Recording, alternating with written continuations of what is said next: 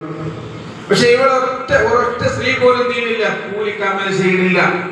ഈ ഒരു ഭാര്യന്റെ മാലികനായിരിക്കാൻ മതി. ഇവൾ അമൽ എങ്ങനെയാണ്? ഈ ഭർത്താവുമായി ബന്ധമായി, അല്ലെ, സ്നേഹമായി.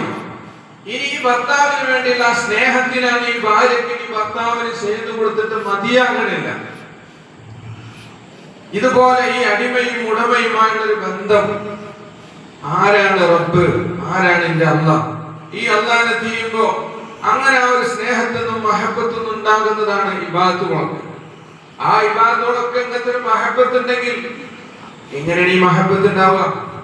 ഈ അഖീദ എങ്ങനെ വരും? ആദ്യം ഈ അഖീദ ശരിപ്പെടുത്തണം. അല്ലെ നമ്മളും തമ്മിലുള്ള ഈ ബന്ധം ശരിയായി കിട്ടണം.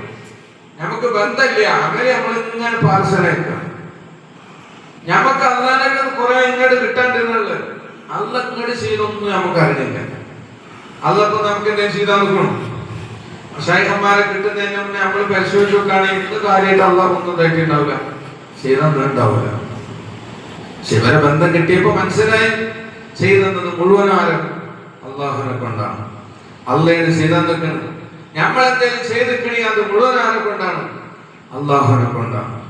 ഈ അള്ളാഹു ആരാണ്, ഞാൻ ആരാണ്, അല്ലെ, നമ്മളെ പറ്റിയുള്ള ഒരു പൊതുശനാസ്, ഒരു സ്വന്തത്തെ പറ്റിയുള്ള തിരിച്ചറിവ്, അല്ലെ, ഒരു ഹക്ക് ശനാസ്, ഈ രണ്ട് വിഷയമാണ്.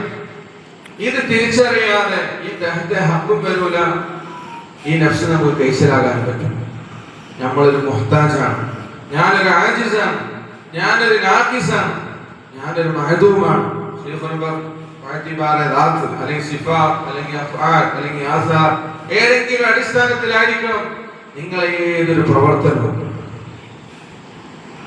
ഇങ്ങനെ അല്ലാതെ പ്രവർത്തിക്കുന്നതൊക്കെയും എന്താണ്? തഹ്ത നഫ്സാണ്. തഹ്ത നഫ്സിലായിട്ടുള്ള ഒരു ഇബാദത്തും അല്ലാഹ്ക്ക് പറ്റില്ല. തഹ്ത ഹഖിലായാൽ അത് അള്ളാഹുമായിട്ട് ബന്ധയിക്കുന്നുണ്ട്. അതിൽ ഇവൻ ഒരിക്കലും ഞാൻ ചെയ്തു എന്നുണ്ടാവൂല. മറിച്ച് എന്തെങ്കിലും അള്ളാഹു തആല എന്നെ കൊണ്ട് ചെയ്യിപ്പിച്ചു. അള്ളാഹുവാണ് എന്നെ കൊണ്ട് നിസ്കരിപ്പിച്ചത്.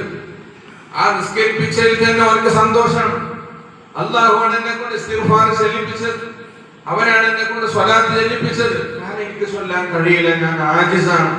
ഞാൻ ആജിസാണ് എന്നുള്ള യാഥാർത്ഥ്യത്തിൽ ആ ഒരു ഇസ്തിഗ്ഫാറോടുകൂടെ തന്നെ മറക്കാതെ തന്റെ യാഥാർത്ഥ്യത്തിൽ നിന്നുകൊണ്ട് ആ ഇസ്തിഗ്ഫാറോടുകൂടെയാണ് ഇവൻ നിർവഹിക്കുന്നതെങ്കിൽ അത് അള്ളാഹു ഇഷ്ടപ്പെടും. അത് അള്ളാഹു തആല അള്ളാഹ്ക്ക് എത്തും. മറ്റൊന്നും അള്ളാഹുവിലേക്ക് എത്തൂല. വിശാലമായി പറയാനുള്ള വിഷയം ചുരുക്കുകയാണ്. അപ്പൊ ഈ ഒരു വിഷയം ചെറുതായിട്ട് സൂചിപ്പിച്ചാണ്. ഇത് പഠിക്കാനും മനസ്സിലാക്കാനുള്ള വിഷയമാണ്.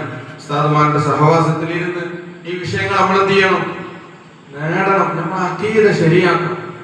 അഖീദ ഏറ്റവും പ്രധാനം. അഖീദ ശരിയാവാതെ എത്ര നമ്മൾ അമൽ ചെയ്താലും, മല പോലെ അമൽ ചെയ്താലും ഒരു കാര്യമില്ല.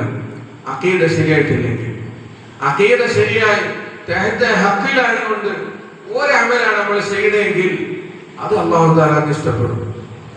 ശൈഖുനൈന് ഒരൊറ്റ സംഭവം പറഞ്ഞ്, ഹസൻ ഹുസൈൻ റളിയല്ലാഹു അൻഹുമക്ക് അസുഖം ബാധിച്ച് അവിടെ രോഗശമനത്തിന് വേണ്ടി നോമ്പെടുക്കാൻ നേർച്ചയാക്കാൻ പറഞ്ഞു.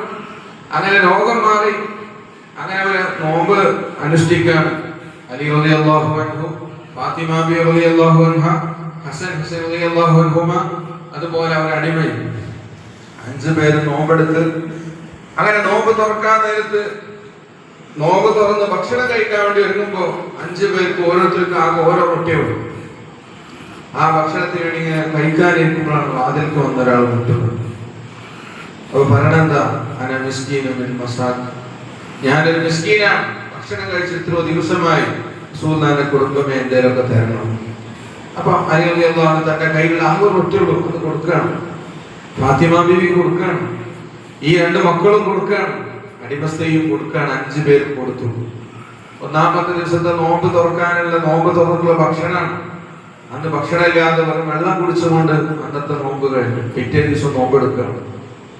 അന്നും ഇതുപോലെ 5 പേർ, ചുരുക്കി പറയാണ്, 5 പേർക്ക് കഴിക്കാനുള്ള ആകെ ഓരോ റൊട്ടികൾ, 5 ആൾക്ക് 5 റൊട്ടി. അത് കഴിക്കാനിരുന്നപ്പോ അന്ന് വന്നത് അല്ലെ ഒരു യതീമാണ്. ആ യതീമിന് 5 കൊടുത്തു. 3-ാമത്തെ ദിവസം ഇതേപോലെ തന്നെ ഒരു അസീർ, ഒരു തടവുകാരനായ ഒരാൾ, അയാൾക്കും കൊടുത്തു. ഈ 3 ദിവസം കൊടുത്തത് ആ ഒരു റൊട്ടിയാണ്. ഇതിനെ സംബന്ധിച്ചാണ് പിന്നെ അല്ലാഹു തആല ഈ ഒരു വിഷയത്തിൽ അല്ലാഹ് ആയത്തിറക്കുക. ഇവര് ആയത്തിറങ്ങിയിട്ട് അതിനനുസരിച്ച് അമൽ ചെയ്തതല്ല, ഇവരുടെ പ്രവർത്തനത്തിനനുസരിച്ച് ഖുർആൻ അല്ലാഹ് ഇറക്കുകയാണ്. ഇവരുടെ ജീവിതത്തിനനുസരിച്ച് ഖുർആൻ ഇറങ്ങുകയാണ്. നമ്മളിപ്പോ ഖുർആൻ നോക്കി ജീവിക്കാൻ നോക്കുകയാണ്. അവരെങ്ങനെയാണ് ഓരോ ജീവിതത്തിനനുസരിച്ച് അല്ലാഹ് ഖുർആൻ ആയത്തുകൾ ഇറക്കുകയാണ്. അല്ലാഹുവിനുള്ള സ്നേഹത്തിന്റെ മേലിലാണ് അവരെന്ത് ചെയ്തത്, ആ ഭക്ഷണമൊക്കെ ഭക്ഷിപ്പിച്ചത്. എന്തേ കൊടുത്തത്? ആ ഒരു റൊട്ടിയാണ്. പക്ഷെ അത് അല്ലാഹുവിന് ഇഷ്ടപ്പെട്ടു. നമ്മുടെ ജീവിതത്തിൽ അങ്ങനെ ഒന്നുണ്ടോ? അദ്ദേഹത്തെ ഹക്കിലായി കൊണ്ട് നിർവഹിച്ച ഒന്നുണ്ടെങ്കിൽ അത് അല്ലാഹുവിന്റെ അടുത്ത്. അല്ലാഹു തആല നമുക്ക് തൗഫീഖ് ചെയ്യട്ടെ. അല്ലാഹു തആല എന്നെ കൊണ്ട് പറയിപ്പിച്ചത്, നിങ്ങളെ കൊണ്ട് കേൾപ്പിച്ചത് സ്വാലിഹായ അമലാക്കി തരട്ടെ.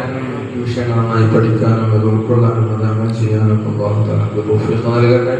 മസ്താദമാർ മുശായിഖന്മാർക്ക് അല്ലാഹു ആഫിയത്തുള്ള ദീർഘായുസ്സ് പ്രദാനം ചെയ്യട്ടെ. ആമീൻ.